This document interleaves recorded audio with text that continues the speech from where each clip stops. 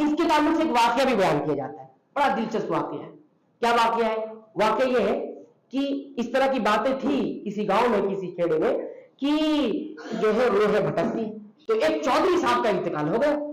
چودھری صاحب کا جب انتقال ہو گیا تو اس کے گھر والے سب آئے ان کے پاس, مولانا صاحب کے پاس. تو مولانا صاحب سے کہا کہ بھائی ہم وہی کرنا چاہتے ہیں کہ ہم اپنے روحوں کو جو ہے خوش دیکھنا چاہتے ہیں. تو انہوں نے دعا کی. دعا کرنے کے بعد کیا کہا, سارا سامان تو رکھ دیا کھانے پینے کا, دعا کرنے کے بعد انہوں نے کہا کہ یہ روح نہیں جانا چاہ رہی, تو ابھی کیسے جائے گی؟ تو بولے کہ یہ فلا فلا چیز تھی, ایک بہترین گائے دودھ دینے والی, اچھی تندرست, وہ پیش کرو. پھر پیش کیا, پھر وہ دعا کی آسمان کی طرف اٹھا کر, ہاتھ اٹھا کر, پھر کہنے نہیں جانا چاہ رہے. پھر کچھ اور چیزوں کا مطالبہ, پھر کچھ اور چیزوں کا, اسے 3 بار میں روحوں کو انہوں نے پہنچایا. پھر یہ ساری چیزیں لے کے چلے. تو یہ کہنے کے بعد ہم یہ دیکھتے ہیں 15ویں شعبان کی مخصوص بدعات کیا کیا ہے. ہم بدعات اسی لیے کہہ رہے ہیں کہ یہ چیز ثابت نہیں ہے. پہلی بدعت, اس مہینے کے اندر 15 شعبان کی رات میں یہ بتایا جاتا ہے کہ 12 رکعتیں نماز پڑھنا ہے. کتنی رکعت نماز پڑھنا ہے؟ 12 رکعتیں نماز پڑھنی ہے, اور ہر رکعت میں 30 دفعہ سورہ اخلاص پڑھنا ہے. اب کوئی ایسا پڑھ لیا, اب دیکھیے یہ دیکھیے 12 رکعتیں پڑھنی ہے, ہر رکعت میں 30 دفعہ جو ہے سورہ اخلاص پڑھنی ہے. اور تو کہتے ہیں جو یہ پڑھ لیتا ہے, کیا کر لیتا ہے؟ پڑھ لیتا ہے, تو اس شخص کو مرنے سے پہلے جنت میں اس کا ٹھکانہ دکھا دیا جاتا ہے. جنت کا ٹھکانہ دکھا دیا جاتا ہے. بہت بہترین عمل. سال بھر عبادت نہیں کرو اور 15 شعبان کا انتظار کرو, اور اس کے بعد 12 رکعت پڑھو اور سورہ اخلاص اس میں 30 دفعہ پڑھ لو. جنت یہیں سے دکھنی شروع ہو جائے گی. جنت اسی زندگی میں دکھنا شروع ہو جائے گی. بلکہ یہ بھی معلوم ہے کہ جنت میں کا ٹھکانہ کدھر ہے, اور کہتے ہیں اور کیا فضیلت ہے, اور اس کی سفارش ایسے لوگوں کے حق میں قبول کی جاتی ہے جن پر جہنم واجب ہو چکی, اور جس پر جہنم واجب ہو چکی ہے ان کے حق میں اگر سفارش کر دی ہے شخص تو اس کی سفارش بھی قبول ہو جائے گی.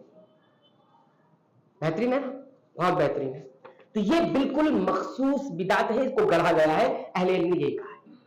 دوسری بات, یہ بات جو ہے فرمائی جاتی ہے, بتائی جاتی ہے کہ جس آدمی نے درجن 5 راتوں کو جاگ کر عبادت کی تو اس شخص کے لیے جنت واجب ہو گئی. کیا ہو گئی؟ جنت واجب ہو گئی. کیا ہے وہ 5 راتیں کون سی ہے؟ نمبر 1 ذوالحجہ کی 8ویں, 9ویں, 10ویں.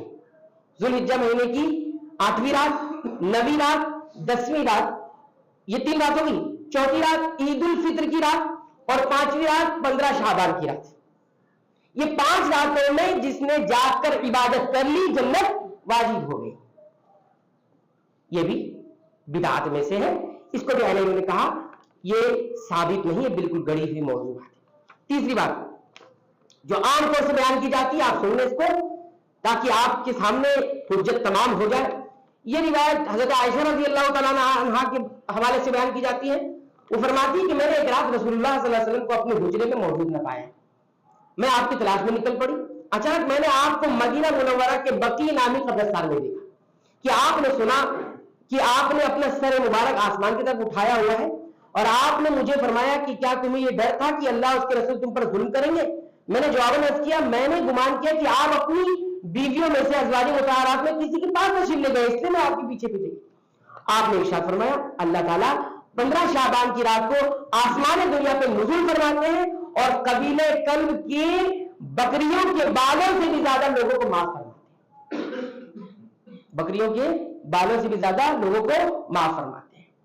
اس روایت کو بھی محدثین نے کیا کہا, قرار دیا ہے, موضوع قرار دیا ہے. یہ اس کو بھی ضعیف قرار دی, یہ بھی کوئی چیز ثابت نہیں ہے.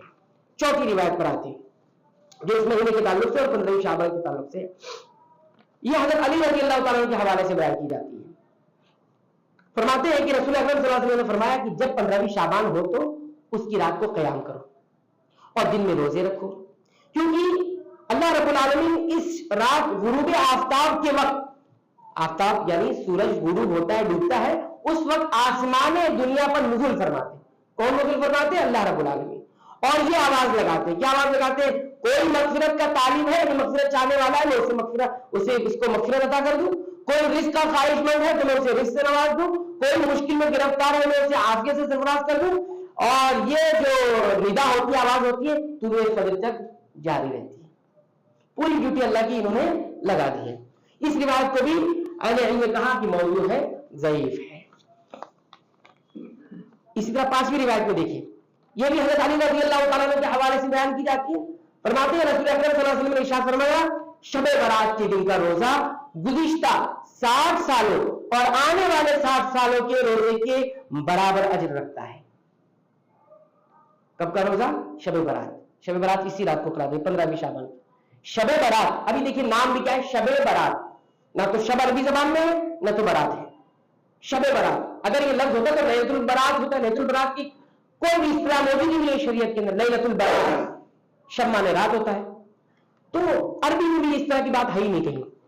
اور عربی کا اگر اس کا عربی جو دیکھیں جہاں سے موضوع گڑی گئی ہے تو وہاں بھی لیلۃ النصف شعبان لکھا ہوا ہے. لوگوں نے کچھ ترجمہ کرنے والے نے شب برات کہا ہے, برات کی رات. تو دیکھیے اس میں کیا فضیلت ہے, اس میں 60 سالوں اور آنے والے سال, پچھلے 60 سال آپ نے روزہ رکھ لیا اس کے برابر اجر مل رہا ہے, اور اس کے بعد 60 سال روزہ اور آپ رکھیں گے 120 سال کے آپ ہو جائیں گے. 120 سال کے آپ روزہ رکھنے کے برابر آپ کو پورا اجر مل جائے گا. یہ بھی موضوع روایات ہے. اس کے بعد یہ 6ٹھی روایت پر, یہ روایت جو ابو موسیٰ اشعری رضی اللہ عنہ کے حوالے سے بیان کی جاتی ہے. فرماتے کہ آپ صلی اللہ علیہ وسلم نے فرمایا, اللہ تعالیٰ ماہ شعبان کی 15ویں تاریخ کو بندوں کی طرف جھانکتے ہیں. کیا کرتے ہیں؟ جھانکتے ہیں. اور مشرک یا پھر کینہ پرور, دل میں کینہ رکھنے والے شخص کے لیے تمام مخلوقات کو کے علاوہ تمام مخلوقات کو بخش دیتے ہیں. یعنی مشرک کو اور جو کینہ دل میں رکھتا ہے اس کو بخشتے نہیں ہے, اور باقی تمام مخلوقات کو بخش دیتے ہیں. تو یہ روایت بھی موضوع روایت ہے. سنن ابن ماجہ کے اندر موجود ہے. یہ بھی روایت موضوع ہے, غلط ہے. نبی کریم صلی اللہ علیہ وسلم منسوخ کر کے کہنا یہ جرم کہلائے گا, یہ بہت سنگین جرم کہلائے گا. 7ویں روایت پر آتے ہیں. اس مہینے میں جو روایت بیان کی جاتی ہے یہ بھی اسی 15ویں شعبان کے ارد گرد گھومتی ہے. وہ دیکھیے رسول اکرم صلی اللہ علیہ وسلم نے ارشاد فرمایا کہ جو شخص 15ویں شعبان کی رات میں 100 رکعتیں پڑھتا ہے, اس میں کیا تھا, آپ نے 12 رکعتیں دیکھا تھا, یہاں پر کیا ہے 100 رکعتیں پڑھتا ہے, اللہ تعالیٰ اس کی طرف 100 فرشتے بھیجتا ہے. کتنے فرشتے؟ 100 فرشتے. 30 اسے جنت کی خوشخبری سناتے ہیں اور 30 فرشتے اسے دوزخ سے بچاتے ہیں. 30 فرشتے کیا کر رہے ہیں؟ جنت کی خوشخبری دینے کے لیے آتے ہیں. 30 فرشتے اسے دوزخ سے بچاتے ہیں اور 30 اسے دنیاوی بلاؤں سے محفوظ رکھتے ہیں. کتنے ہو گئے؟ 90 ہو گئے. اور جبکہ 10 فرشتے اسے شیطان کے مکر و فریب سے محفوظ رکھتے ہیں. ایک دن کرو, پورا سال جو ہے ٹینشن سے مکت ہو جاؤ. یہ روایت بھی ضعیف ہے. ایسی بہت ساری روایتیں ہم اگر آپ کو فہرست بتائیں تو بہت لمبا ہو جائے گا, وقت بھی ختم ہو جائے گا, صحیح بات آپ حضرات کی خدمت میں آئے گی نہیں. تو ہماری ذمہ داری یہ ہے کہ اس طرح کی فیبریکیٹڈ چیزیں, بنائی ہوئی چیزیں, اور یہ آج ہم نے قرار دی, یہ غلط ہے. ہم نے آج اس کو قرار دیا کہ صحیح ہے. یہ جس وقت ایجاد ہوئی گڑی گئی اس وقت کے علماء نے اس کو کہا ہے, محدثین نے کہا ہے. ان کا کام نہیں تھا کہ کہاں کا لوگ حدیثیں گڑھتے ہیں, کہاں کا لوگ امت کو گمراہی میں ڈالتے ہیں, اس وقت کہنے کی لگی. یہ ساری روایت تو ابن تیمیہ رحمۃ اللہ علیہ, ابن الجوزی رحمۃ اللہ علیہ اور ایسے بہت بڑے بڑے اماموں نے, محدثین نے ضعیف اور موضوع قرار دیا. اب آئیے اس رات کے تعلق سے کیا کیا عقیدہ لوگوں کا ہے وہ بھی دیکھ لیجیے, یا اس مہینے کے تعلق سے کیا کیا عقیدہ ہے وہ دیکھ لیجیے. کچھ عوام میں یہ چیز بھی ایک رائج ہے کہ یہ جو 15ویں شعبان ہے یہ فیصلوں کی رات ہے, اس میں اللہ تعالیٰ فیصلے کرتے ہیں. اس رات میں کیا کرتے ہیں؟ رب العالمین فیصلے فرماتے ہیں. اب یہ کو کہاں سے نکالا؟ قرآن حکیم میں آیا ہے, قرآن میں انا انزلناہ فی لیلۃ مبارکۃ انا کنا منذرین, کہ ہم نے اس قرآن کو ایک بابرکت رات میں اتارا ہے, اور انا کنا منذرین, اور ہم جو ہے آگاہ کرنے والے. تو دیکھیے اس رات کے تعلق سے اہل علم نے کہا کہ یہ رات جس سے مراد لیلۃ مبارکہ سے مراد کیا ہے؟ لیلۃ القدر. یہ کون سے مہینے میں؟ شعبان میں ہے. لیلۃ القدر, لیلۃ القدر, شب قدر جس کو کہتے ہیں, ہر کوئی جانتا ہے یہ کس مہینے میں آتی ہے؟ رمضان کے مہینے میں. رمضان کے مہینے کا تعلق ہے, شعبان میں اس کا کوئی تعلق نہیں. لیکن گڑھنے والوں نے کہا کہ قرآن حکیم سے اگر گڑھیں گے یا اس کو بیان کریں, بعض علماء نے اس کو اس مہینے کی یا دوسرے مہینے کی راتوں سے بیان کیا, لیکن وہ صحیح بات نہیں ہے. صحیح بات جو اہل علم نے کہی ہے وہ یہی ہے کہ اس رات سے مراد جس میں قرآن حکیم نازل کیا گیا وہ شب قدر کی لیلۃ القدر ہے, جو رمضان المبارک کے مہینے میں آتی ہے. تو یہ فیصلوں کی رات اسے کہا جاتا ہے, تو یہ بھی انتہائی غلط بات ہے. دوسری چیز, اس مہینے میں لوگ یہ کہتے ہیں کہ روحوں کی آمد ہوتی ہے. روحوں کی آمد عوام میں بڑی چیز رائج ہے. قرآن حکیم میں یہ فیصلہ کیا گیا وَمِن وَرَائِهِمْ بَرْزَخٌ إِلَى يَوْمِ يُبْعَثُونَ, جو مر جاتا ہے اس کے درمیان ایک برزخ ہوتی, ایک آڑ, ایک پردہ ہو جاتا ہے. کب تک؟ جب تک اٹھایا نہ جائے, ان کو مبعوث نہ کیا جائے, یعنی قیامت والے دن آڑ ہو جاتا. کوئی ادھر سے ادھر نہیں جا سکتا, کوئی ادھر سے ادھر نہیں جائے گا. مومن اگر انتقال کرتا ہے اس کی روحیں علیین میں چلی جاتی ہیں, اور جو کافر اس کا انتقال ہوتا ہے تو وہ سجین میں چلی جاتی ہے, پھر وہاں سے کوئی واپس نہیں آتا. لیکن یہاں کیا کہتے ہیں؟ روحوں کی آمد ہوتی ہے. اب روحوں کی آمد ہوتی تو اس میں کیا کرنا ہے؟ کیا کرنا ہے؟ ان کے لیے جو کچھ پسند تھا اس کے لیے وہ تمام چیزیں کرنی. تو اس مہینے میں گھر کی صاف صفائی, سجاوٹ, کلر وغیرہ یہ ساری چیزیں ہوتی ہیں, اور بہت ساری چیزوں کا اہتمام ہوتا ہے. بلکہ اسی کے اندر اور بھی چیزیں ہوتی ہیں جو عورتوں کو پسند ہے وہ سب آپ دیکھیں گے کہ یہ ساری چیزیں کہاں پر ہے؟ ہندوؤں کی ہیں. میں صاف صاف کہتا ہوں, کس کے یہاں ہے؟ غیر مسلموں کے یہاں پر. یہ ساری چیزیں ان کی یہاں, یہ ساری چیزیں وہ واپس آتی ہیں. اور بعض لوگوں نے کہا کہ کیا ہوتا ہے جب انسان مر جاتا ہے نا, تو مر جانے کے بعد کیا ہوتا ہے؟ اب اس کی روح نہ تو سجین میں جا رہی ہے نہ تو علیین میں جا رہی ہے, بھٹک رہی ہے. کیا کر رہی ہے؟ یہ ساری غیری ہو رہی ہے, بھٹک رہی ہے. اب بھٹک رہی ہے تو کچھ کرنا پڑے گا. تو اب کیا کرنا پڑے گا؟ اب اس کے لیے کچھ کرنا پڑے گا, وہ ہے کہ جو ہے جو کچھ اس کو پسند ہے وہ بنایا جائے, تیار کیا جائے, تقسیم کیا جائے. تو اس وجہ سے اب یہ کس کے پاس لے جائے؟ مولانا صاحب کے پاس لے جائے. مولانا صاحب جو دعا کریں گے تو روحیں جو بھٹک رہی تھی وہ بھٹکیں گے نہیں, جہاں اس کا روزگار ہے وہاں چلی جائے گی. اور جب چلی جائیں گے تو وہ سب سامان جو ہے کون لے کے جاتا ہے؟ مولوی صاحب لے کے جاتے ہیں. مولوی صاحب کیا کرتے ہیں؟ لے کے جاتے ہیں. دیکھیے عیسائیت میں پاپائیت تھی, انہوں نے ایسی گمراہ کیا. اسی طرح جو ہے ہندوؤں کے اندر یہ برہمنیت تھی, انہوں نے اس طرح سے گمراہ کیا. اور مسلمانوں کے اندر ملائیت آ گئی, یہ لفظ ملائیت آ گئی ہے, روح کی آمد ہوتی. یہ سارا غیر مسلموں کا اسی کے زیر اثر یہ ساری چیزیں. اسی طرح دیکھیے اس مہینے میں خاص طور پر قبروں کی زیارت کی جاتی ہے. قبروں کی زیارت, قبروں کی زیارت شریعت میں مشروع ہے, کی جانی چاہیے, قبرستان جانا چاہیے. لیکن اس کا دو مقصد بتائے گئے, موت کی یاد اور آخرت کی یاد.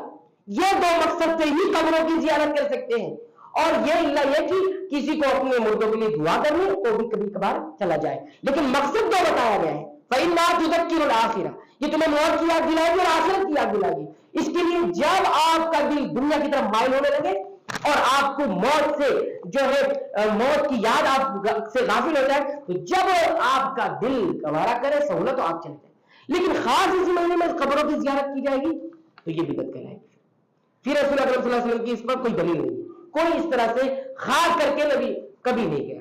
کچھ لوگ جمعہ کے دن زیارت کرتے ہیں, جمعہ کے دن قبروں کی زیارت کرتے.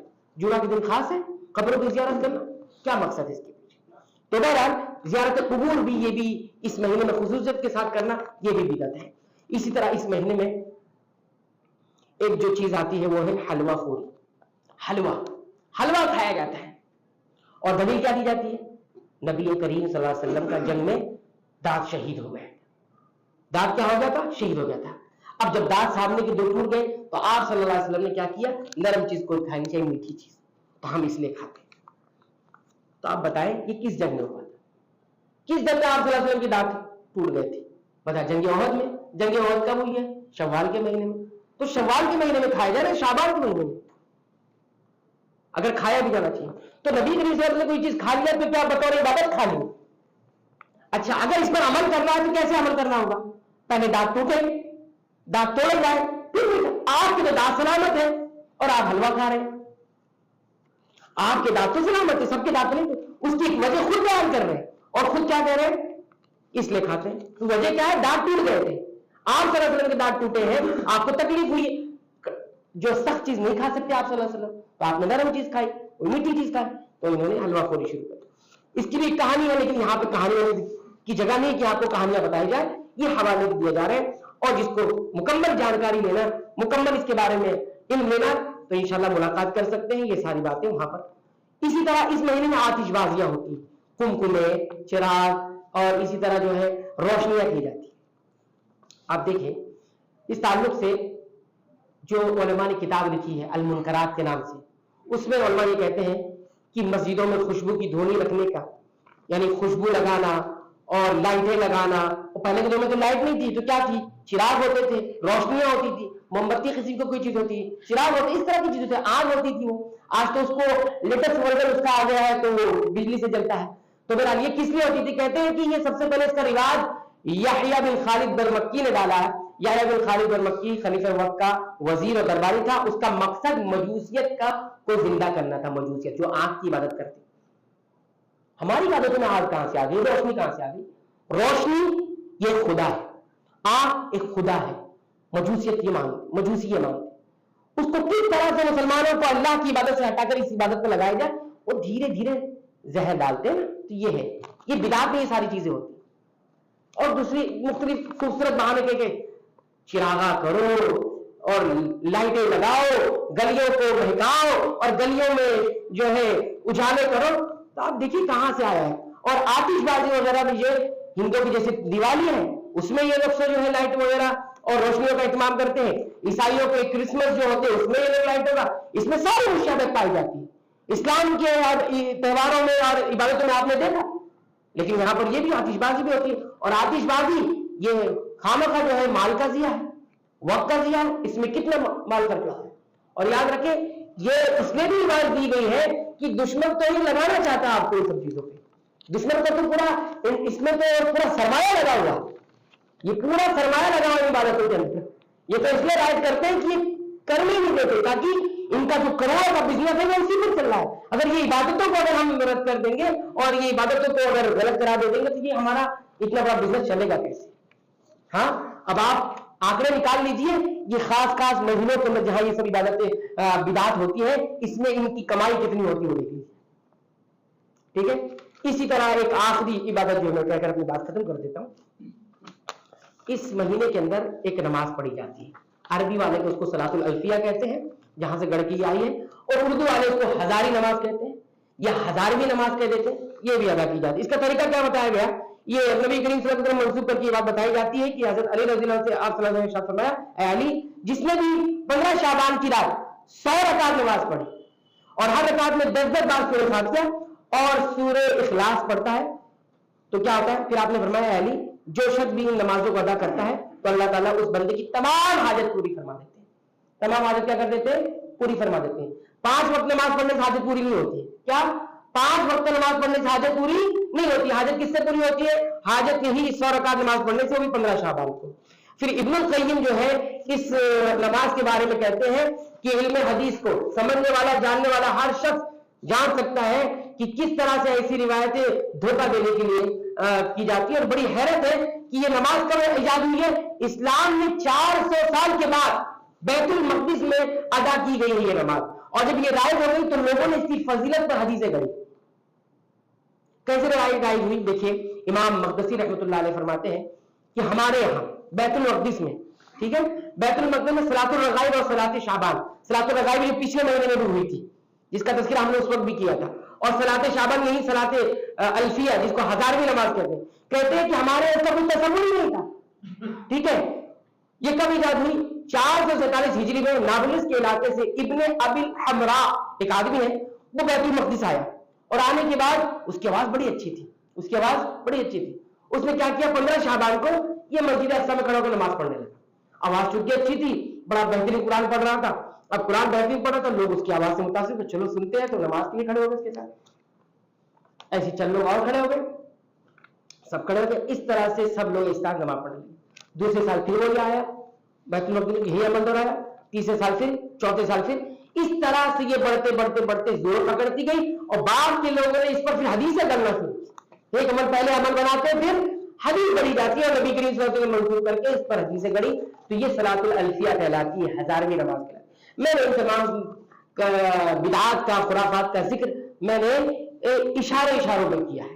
ये सारी बातें अगर आपको जाननी है, सीखनी है, क्योंकि बगैर इल्म के अमल करेंगे तो नसारा की तरह क्या हो जाएंगे? गुमराह कहलाएंगे, दाल्लीन कहलाएंगे। सूरह फातिहा के अंदर रद्द किया जाता है कि बगैर इल्म के, यानी बगैर किताब और सुन्नत के कोई अमल नहीं किया जाए, कोई कौल न माना जाए, कोई अकीदा न बनाया जाए बगैर किताब और सुन्नत के, इल्म के।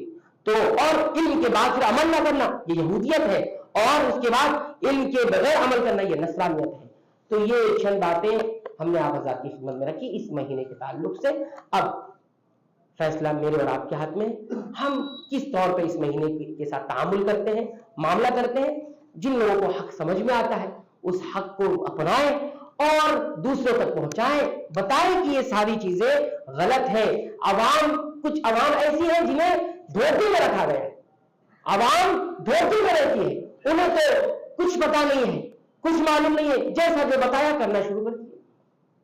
ایک مسلمان کا یہ وتیرہ نہیں ہے، قابل اعتماد، قابل اعتبار، دین پسند اور اسی طرح دین پر پسند تقوی طہارت والے علماء کے وقت میں رہے، ایسے دنیاوی علماء، علماء سو اور اپنے پیٹ کے لیے جینے والے اور گمراہ کرنے والے لوگوں سے دور رہیں اور صحیح علم حاصل کریں، محنت کریں، علم کے لیے قربانی دیں۔ بیٹھے بیٹھے علم نہیں آتا، صحابہ کرام نے بڑی جدوجہد کی، تب انہیں علم آیا، تب ان کے پاس عقیدہ آیا، تب ان کے پاس عمل آیا، تب انہیں یہ عظمتیں ملی۔ ہمیں بیٹھے بیٹھے یہ عظمتیں نہیں مل سکتی۔ علم کے لیے ٹائم، باقی سب کے لیے ٹائم ہے، علم سیکھنے کے لیے ٹائم ہے۔ علم سیکھنے کے لیے وقت نہیں ہوگا تو گمراہی آپ کے پاس خود چل کر آتی ہے۔ گمراہی کیا ہوتی ہے؟ چل کر آتی ہے۔ لہذا ان تمام چیزوں سے بچیں، اتباع سنت کریں، بدعتوں سے بچیں، اور جس چیز کی جتنی فضیلت ہے اتنا ہی ثابت رکھیں، اتنا ہی اس کے ساتھ معاملہ کریں۔